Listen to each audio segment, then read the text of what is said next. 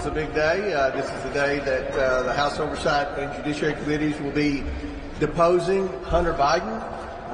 We're deposing Hunter Biden because he's a key witness in our investigation of President Joe Biden.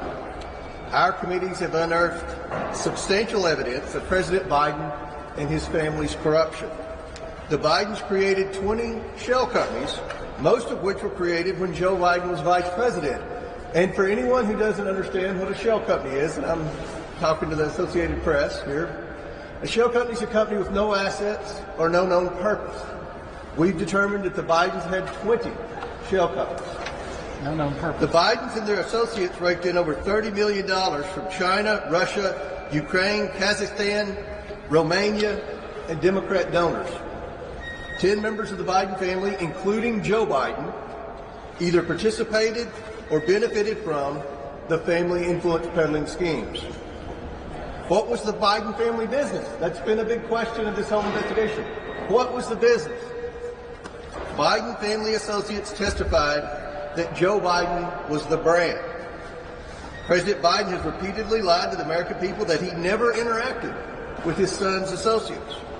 But when Joe Biden was vice president, he spoke to his son's associates by speakerphone over 20 times.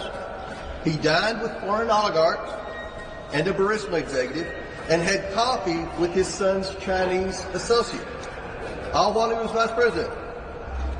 And since you all care so much about Russia, we know that Vice President Biden spoke on the phone with Russian oligarch Yelena Baturina and dined with her as she was funneling millions of dollars to his son. One associate said this phone call was orchestrated by Hunter Biden, and Vice President Biden told her to, quote, "be good to my boy." President Biden also lied to the American people that his family never made money from China. Hunter Biden's work with the Chinese Communist Party-linked energy company, CEFC, began when Joe Biden was vice president. CEFC even gave Hunter Biden a diamond during this time to entice him to work with the CCP-linked company.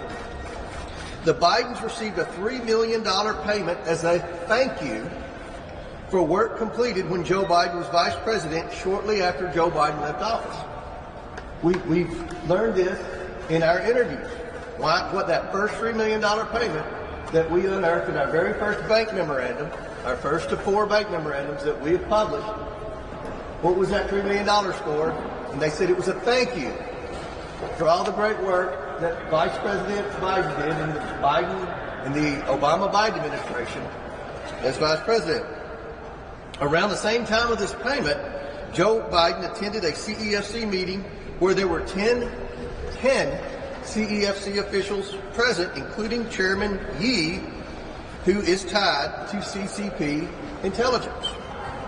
Then a few months later, Hunter Biden threatened his CEFC associate when he demanded payment by claiming his father was sitting next to him in the room. That's the WhatsApp message that the 2 IRS whistleblowers, Shafley and Ziegler, produced to the Ways and Means Committee. A WhatsApp message where Hunter Biden claimed his father was sitting beside him when he was shaking down or extorting money from the Chinese national.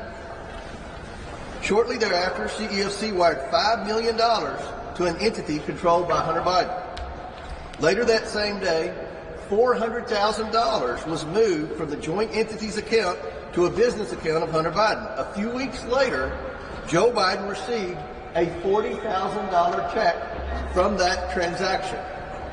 That's evidence that Joe Biden received $40,000 directly from the Chinese Communist Party-linked entity.